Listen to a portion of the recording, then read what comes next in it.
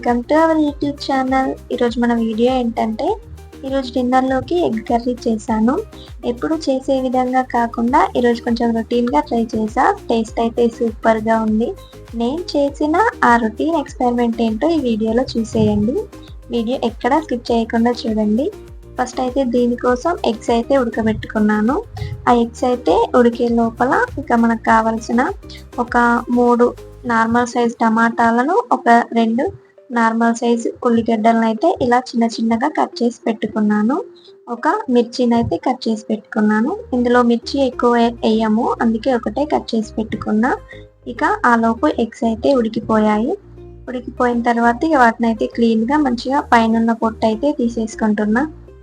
నేను ఇలా ఎగ్ కర్రీని డిఫరెంట్గా ట్రై చేయడం ఇదే ఫస్ట్ టైం ఏం కాదు. దీనికంటే ముందు ఒక 2 టైమ్స్ ట్రై చేశాను. కానీ అప్పుడు చేసిన టేస్ట్ కంటే ఇప్పుడు ఈరోజు చేసిన టేస్ట్ అయితే సూపర్గా వచ్చింది. అసలు సేమ్ హోటల్లో తిన్నట్టే అనిపించింది నాకైతే. ఎలా చేశానో చూసేయండి మీరు కూడా. ఇక ఎగ్స్ అయితే మంచిగా పొట్టు తీసుకొని క్లీన్ చేసుకున్న తర్వాత వాటిని ఇలా మధ్యలో ఇలా కట్ చేసుకొని వాటిపైన కొంచెం గరం మసాలా అలా చల్లేసుకున్నాను. ఇక ఆ తర్వాత స్టవ్ ఆన్ చేసి ప్యాన్ పెట్టుకొని అందులో సరిపడా ఆయిల్ని అయితే అందులో వేసుకున్నాను.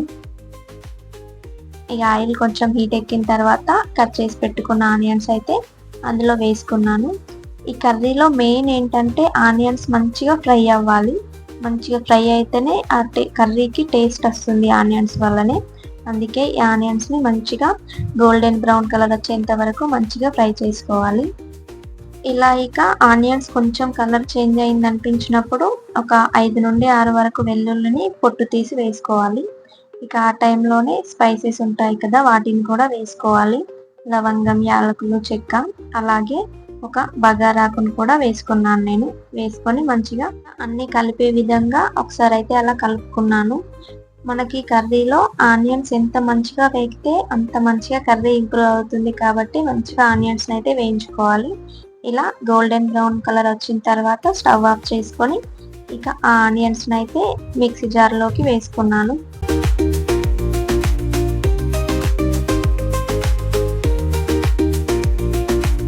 తర్వాత ఇక అదే ప్యాన్లో కొంచెం ఆయిల్ వేసుకొని నెక్స్ట్ ఇక మనం చిన్నగా కట్ చేసి పెట్టుకున్న టమాటాలు ఉంటాయి కదా, వాటిని కూడా అందులో వేసాను. వేసుకొని వీటిని కూడా కొంచెం అలా వేయించుకున్నాను. ఇవి మరీ ఎక్కువగా మగ్గనవసరం లేదు. లైట్గా కొంచెం పచ్చి వాసన పోయే విధంగా వేయించుకుంటే సరిపోతుంది. అలా కొద్దిసేపు అలా 5 మినిట్స్ మూత పెట్టేస్తే సరిపోతుంది. అవిగా ఇలా మగ్గిపోతాయి లైట్గా పచ్చివాసన పోయే విధంగా. ఇక ఇవి ఇలా అయిపోయిన తర్వాత స్టవ్ ఆఫ్ చేసుకొని వీటిని కూడా మిక్సీ జార్లో తీసుకున్నాను. ఇలా ఈ విధంగా ఆనియన్స్ అండ్ టమాటాలని మంచిగా వేయించుకున్నాను కదా, ఇక వీటిని ఒక 10 మినిట్స్ పాటు చల్లారబెట్టుకోవాలి. చల్లారిన తర్వాత ఇక దాన్ని ఇలా మంచిగా మెత్తగా పేస్ట్ అయితే చేసుకోవాలి.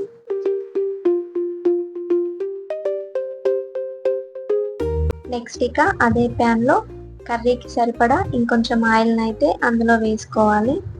వేసుకొని ఆయిల్ కొంచెం హీట్ అయిన తర్వాత మనం మిక్సీ పట్టి పెట్టుకున్న పేస్ట్ ఉంటుంది కదా, ఆ పేస్ట్ని అయితే అందులో వేసుకోవాలి. వేసుకొని మొత్తం ఒకసారి అలా కలుపుకోవాలి.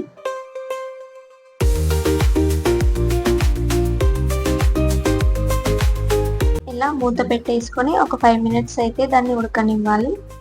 తర్వాత ఇక మనం కట్ చేసి పెట్టుకున్న మిర్చి ఉంటుంది కదా, దాన్ని అందులో వేసుకోవాలి. అలాగే ఒక బగారాకును అయితే చిన్నగా కట్ చేసుకొని అందులో వేసుకోవాలి. ఆ తర్వాత కొంచెం అల్లం వెల్లుల్లి పేస్ట్ వేసుకొని ఇక అవి 3 కలిసే విధంగా మంచిగా కలుపుకోవాలి. ఇలా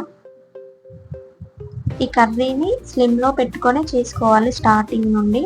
అప్పుడే మంచిగా పచ్చివాసన అంతా పోయి కర్రీ టేస్టీగా ఉంటుంది. ఇక ఆ తర్వాత కొన్ని మనకు సరిపడా వాటర్ అయితే వేసుకోవాలి. వాటర్ వేసుకొని ఒకసారి అలా కలిపేసుకొని మన టేస్ట్కి సరిపడా ఉప్పు, కారం, అలాగే కొంచెం గరం మసాలా కూడా వేసుకొని మొత్తం కలిసే విధంగా ఒకసారి అలా కలుపుకోవాలి.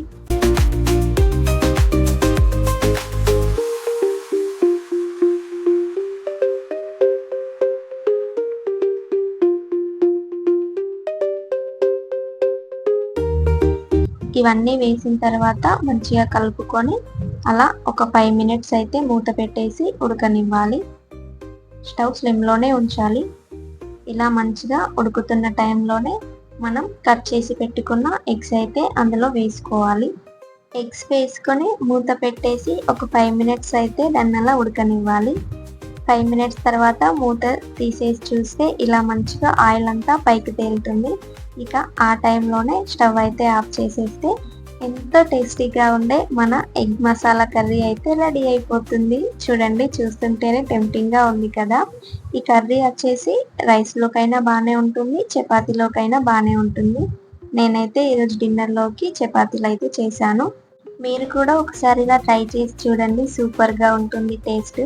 అలాగే వీడియో నచ్చితే లైక్ చేయడం మర్చిపోకండి. Thank you for watching.